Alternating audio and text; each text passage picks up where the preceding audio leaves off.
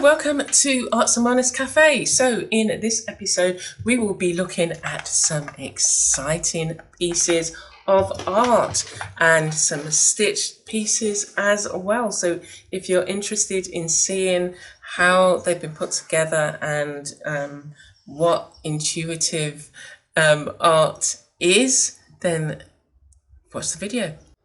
Well, hello and welcome. Welcome to Arts and Wellness Cafe. How are you doing? Have you got your drink? Are you comfortable?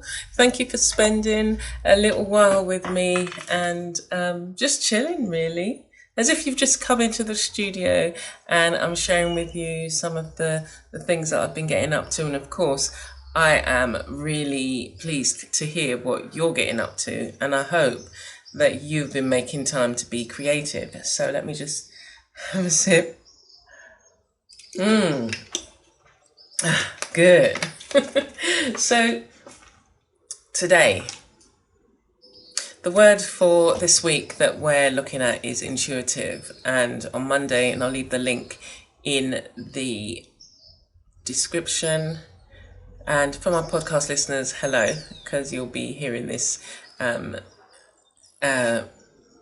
the audio version of this, and I've got to remember that if I do show something that I've got to describe it. So anyway, so we're looking at the word intuitive, and we carry it on today, Wednesday, and looking at again how that word kind of just resonates with us, because I think, you know, you can hear something, you can think about something, but it isn't until you sit with it and really kind of allow it to mull over in your mind, do you really get an understanding of what that actually means to you.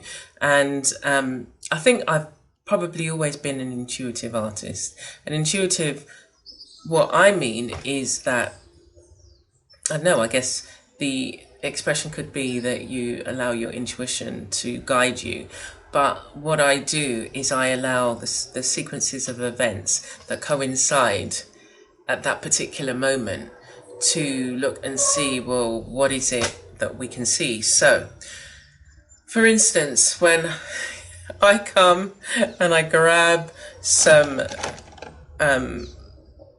whatever you grab, so whether it's paint, these are Inktense pencils, and I think about what I feel about these.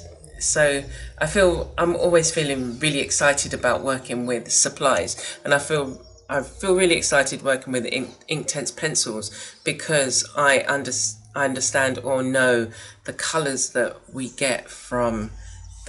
can get from the Inktense. They're very vibrant and they are like inks, but in a pencil form.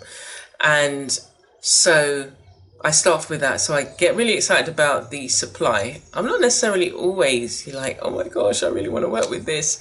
But my Neo colours, I love working with Neo colours, and then just generally a whole host of different paints, but there's a process. So then I get my art journal. I love working in art journals. I love creating faces.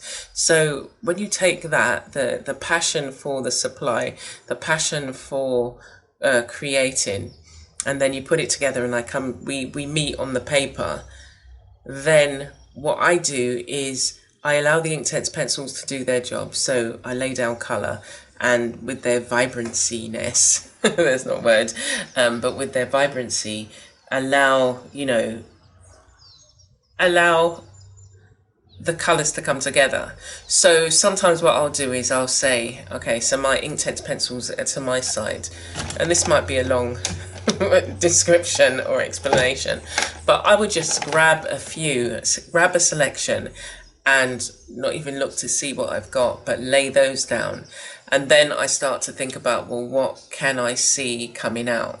So that's one of the ways that I work. The other way is that I'm looking for images. So whether it's collage, whether it's using a particular supply like paint or watercolors or what was the other one?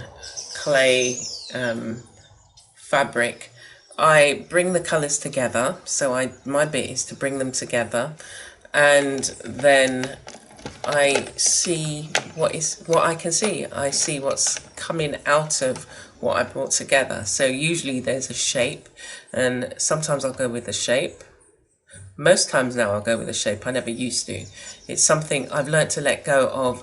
Well, I feel like drawing this particular person. And recently on my on Sunday I did a painting which was Frida Kahlo inspired, and it was different in the sense that I hadn't created like that. So I was looking at a picture and being inspired by her to create something similar as the picture that I saw, but not exact, because normally I create my own images, my own faces, and they have an expression on them and they have stories to tell.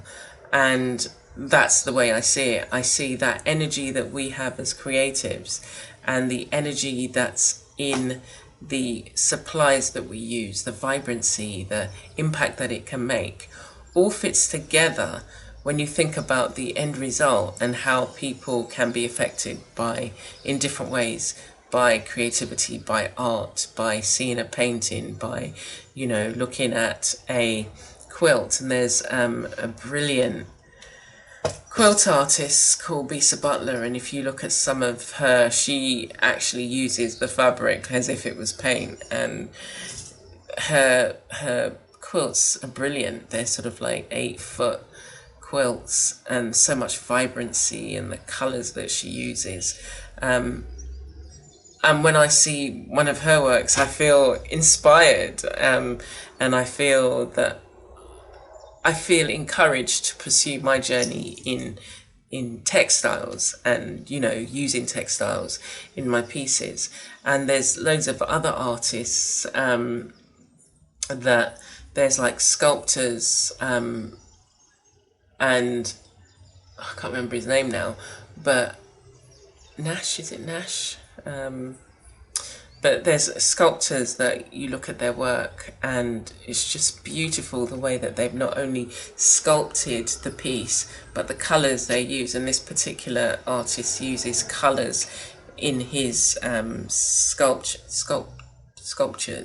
And there's even, you know, like sculptors who use wood. So here in Barbados we have Kenneth Blackman, and he's like a brilliant sculptor, and he's actually in a show that is it's a show that's going to be eventually in St.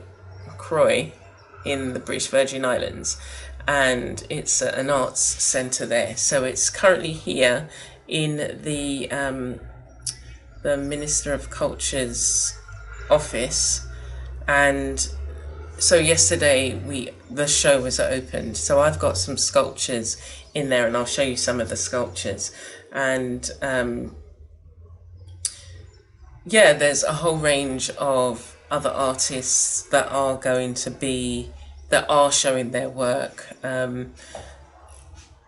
that they've got some brilliant pieces. And so I was talking about sculpture, and so here's a sculptor. There's another sculptor.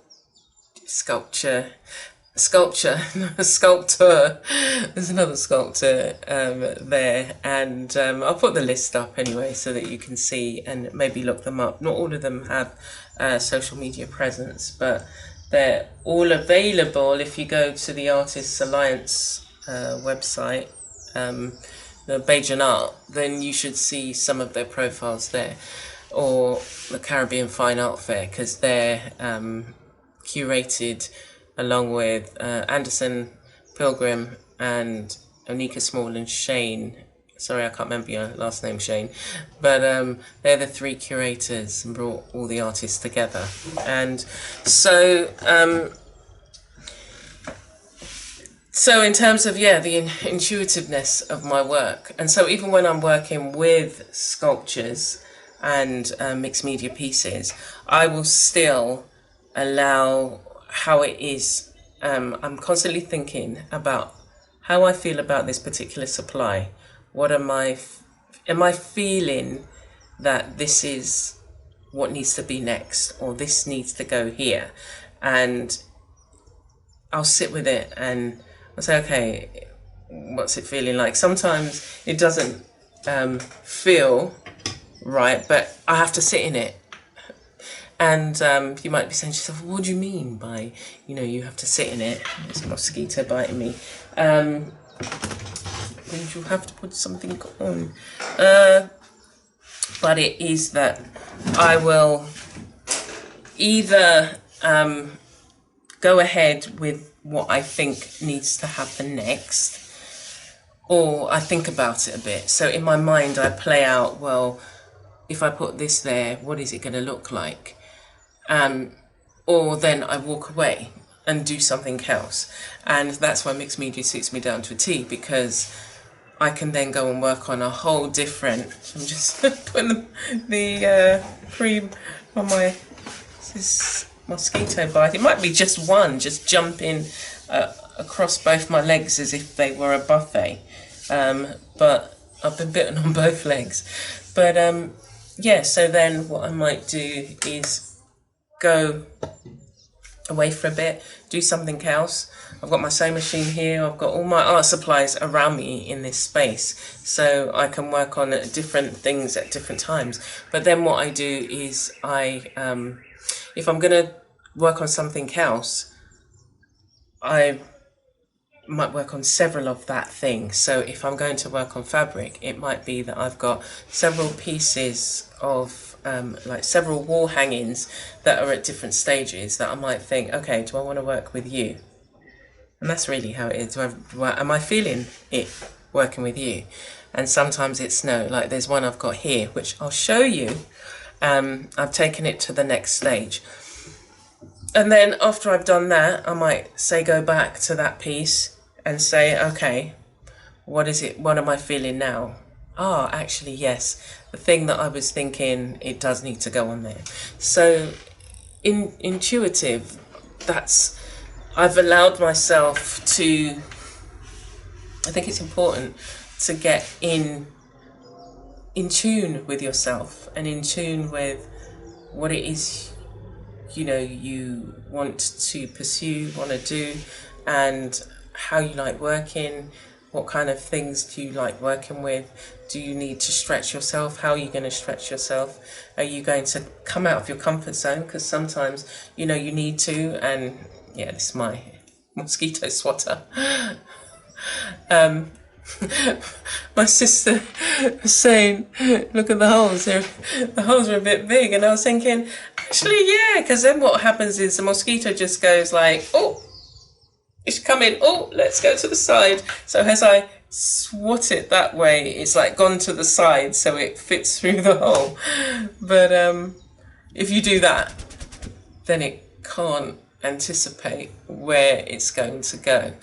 But yeah, so you have to stretch yourself and find ways in which that you can step out of your comfort zone. And I think it's in that out of your comfort zone there's so many nuggets of information that you can pick up, and then when you then return to a comfort zone, because you start getting used to what you're doing there, you can look at the things that you collected while you were out of your comfort zone and say, okay, let me work with this, and that's partly what I've been doing.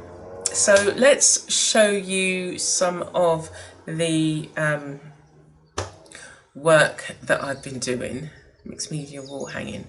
So there's and it's currently on the 16th to the 19th. It's Pigment Revealed. And if you go to pigmentrevealed.com, it will take you to the, it's an online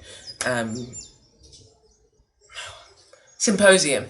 So you've got loads of people coming in, loads of people talking about the work that they've been doing with pigments. And I'm a newbie, yeah, so it's just like, I mean, some of them have been doing it for years and researching and, going on the land and harvesting and foraging and all of that. And I'm just kind of like maybe, I would say a year into it. I've been working with the clay and using clay as a dye, and then I've been working with, and this is one of the pieces, I'll show you this one. So working with clay as a dye, so this I used as, I did a wax resist, used wax and then added the clay. It had, in the bowl that I was using, there was some remnants of a red dye, so it's got kind of just, you know, a little bit of red, and I just think it just makes it just goes so well, nicely. And then that was the other one that I did. I did some signs, shapes and symbols, and so my next stage is they're going to be wall hangings in their own right. And so now what I've got to see is what fabrics want to be married together with these, and do I want to do some additional stitching, or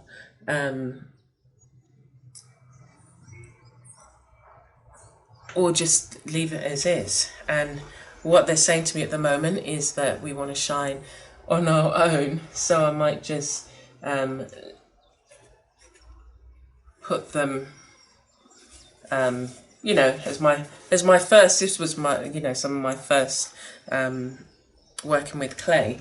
So the other thing I was starting to work with is the flower pigments, and there's a flower that I have growing, and I didn't even plant it. It was here.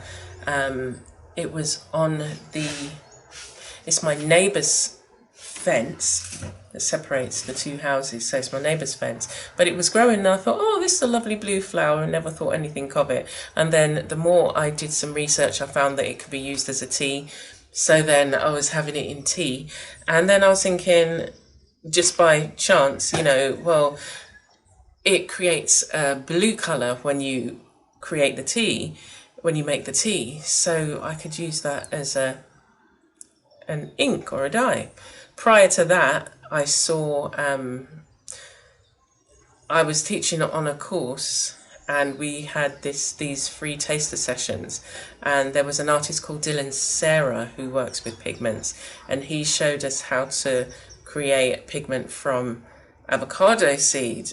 And from there, it's just opened up. I mean, it just opened up a whole, I think I got it. It's opened up a whole just new world of work. And so I did a lot of avocado dyes. So you can see behind me, and I've used some stencils. I've created some patterns. So the middle one is stencils, and I might put those up as well so you can just see it. They're probably here. So we've got stencils, we've got just patterns that I've created, and what I did to create those was boiling the seed and then blending it, so you've got the concentrate, sieving it, and then you've got this concentrate solution that I then added to fabric. But what it actually did was, when I added it to the fabric, it's a better side, added it to the fabric and let it dry, and it acted like a resist. So I didn't use wax or anything. Where you can see the white, I added the avocado dye to it and allowed it to dry in the sun for a while, then rinsed it out. And then what happens is, as it's drying, it leaves that space clear, but then the water that is seeping out, so that's where I put it, and then it leaves a space clear, and then it's seeping out, and then it just dries. So you get some really nice effects, and I'd love to, oh yeah, we just got an avocado today, so I'd love to make some more of that. And then with the flowers, then I went back into the flowers, and this one here. So I'm in the process of stitching this. So I'm creating a mini wall hanging, but that's from flower petals. And on the back, I might separate them actually, because those that design is made from when you allow the blue flower pigment to get really concentrate. So you have to leave it, and whatever water's in there evaporates, and then what's left you use, and you can use to make some interesting marks. So that's what I've been doing. And then since getting involved with that, I've spoken to, and she's one of the artists who are giving a presentation, Lucille Junkire. She does a lot of work in Jamaica with indigo dyes, but she's also setting up a pigment centre, which is quite exciting. I think she's in St. Catherine in Jamaica, so it'll be interesting when it's I'm going to definitely have to get there to kind of see all the work that she's been doing. But just from the photographs, and I did a Zoom talk with her, and you see that in the background, it just looks so brilliant. So the pigment symposium is on now, and it finishes on the 19th, but it's jam-packed full of, you know, speakers, lots of information, suggested reading, and the Wild Pigment Project is also got, you know, courses and, you know, extra learning, and they do I think I'm not sure whether the symposium is the first one, but yeah, it's definitely well worth checking out, and I'm excited to go out into my garden and look for more things. So I've been looking at bougainvillea, more plant pigments, and flower, plant, but we have here in Barbados, so we have red clay soil, but here on this land at the front of the garden I found some white clay soil, white clay. So now I'm sort of like, you know, pigments.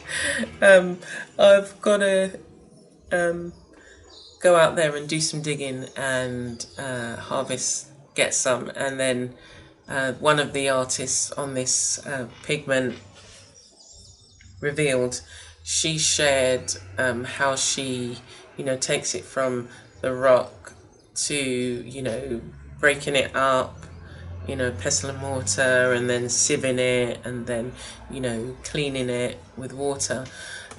So it really is quite interesting, and it's yeah, I'm really enjoying a lot of the work I've seen so far. And then the online exhibition, I've got some of my pieces of what I've been doing with the clay, the flour, and the avocado seed on their online exhibition as well.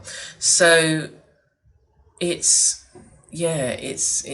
really great. So the other thing, it's really great. Okay, so what I've been doing mixed media wise is I shared a piece. I'm quite excited about this piece, and it is it's kind of, yeah, really growing. So it's this, doesn't that look at that, guys?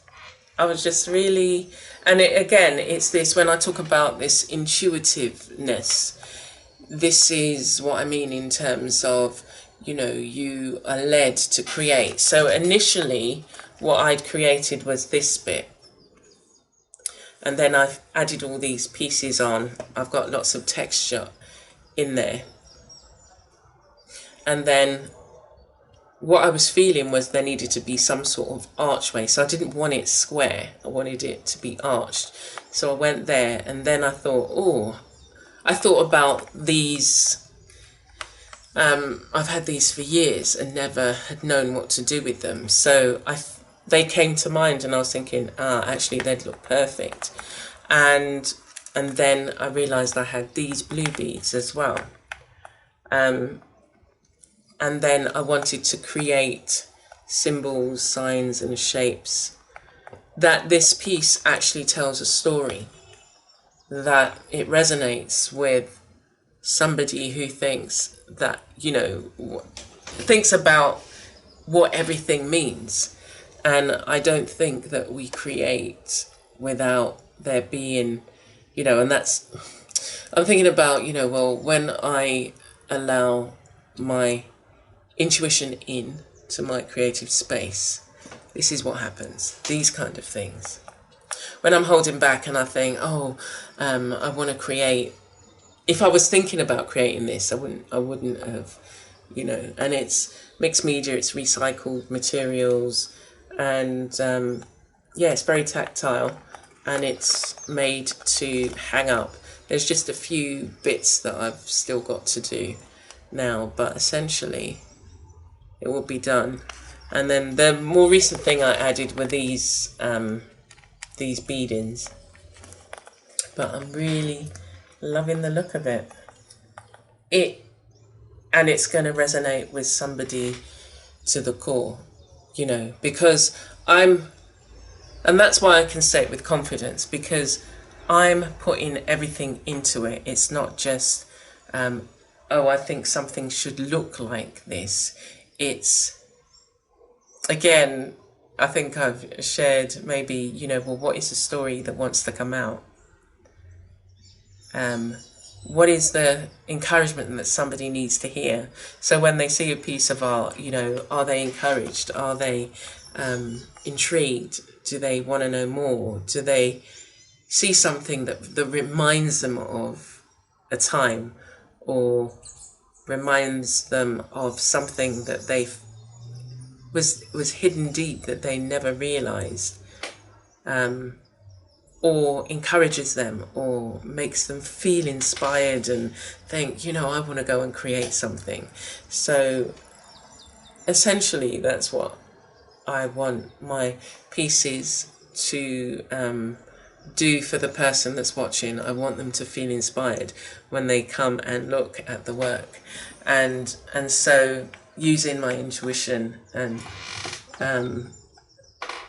working in a way that is not so prescriptive. It's not about what is everybody else doing, or what do people want to see. Do they want to see pineapples, or do they want to see, it's about, well, how are you expressing yourself? And for me, it's all about how people are encouraged, when they interact with you. How do they go away feeling? And so I hope that you go away feeling like, I want to just, get into a creative space and just do something. So that's the art. Those are the kind of things that I've been working on. And it's I'm finding it, I'm in a kind of space at the moment where I'm pulling several things that are kind of like, they're together. So these, I'm working on another one as well. They've kind of taken up a lot of my time, because it's just like, I've been driven to make them. It's just like, everything does have to take a step back, because these things need to come out. And that's, again, how I work as well, intuitively. Like, I do have deadlines, so I'll say, okay, I can spend this amount of time, but this is my focus. Or, okay, these things need to be finished. But I'll make them in batches. So there are some other smaller pieces that are coming through, and I will share one with you. Okay, it's a small one. So I was making these small frames, but these small pieces are coming out as well. But I've said to them that they'll have to wait, because I need to get my stitched things done. I need to get more time in with those, because they're fine for my time, as is the garden. And I'm like, because part of me is thinking, oh my gosh, I want to go and dig up some of that white clay, and I want to look around the garden to see if there are any other, rocks that give yellow pigments, or green, or other colours. And what was I? Oh, somebody on the Pigments Reveal, they were talking about how the black keys from the piano were used or ground up and create a pigment, a smoky pigment. Sibon, she did an introductory video, and she went into this companies, they do like create all these pigments and stuff. So you can see I'm talking a lot about pigments. So yeah, I'm really excited about the potential that my garden now has. I mean, my garden has potential because it's going to be a food forest, and it has produced food. It is producing food, and now to be able to go and create pigments from the plants in my garden. And I did try crushing up some seeds as well, but it's kind of dried up. Yeah, I need a proper pestle and mortar. This is just a plastic one from the dollar store because I've not been able to find any around, but I thought it's better than nothing. And it's helped me, you know, with the flower pigments. So yeah, how do you feel how do you feel that word intuitive sits with you? You know, do you at all think about the work that you do, or think about some of the processes that you do and the way that you approach them? Could you say that you do it in an intuitive way? And do you allow yourself time to just sit with, like, say, some of your supplies? Do you experiment? Do you explore other things? Do you try things that may seem difficult, but, you know, unless you jump in, you'll never know. So are you giving yourself room to maybe, you know, explore some of these things? And